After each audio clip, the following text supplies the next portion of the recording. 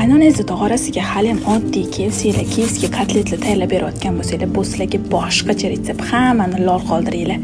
Mash retsept bo'yicha bitta tayyorlab ko'ringlar, albatta sizlarga yoqib qoladi. Demak, boshladik. Buning uchun kartoshkalarimizni yaxshilab yuvib tozalab olamiz. Kartoshkalarimizni pishishga yuboramiz. Endi asosiy joyi Jojo brendining halol pokiza tovuq go'shtlari kerak bo'ladi. Men boldir qismidan foydalandim. Sizlar ham boldirdan foydalanishingiz shart.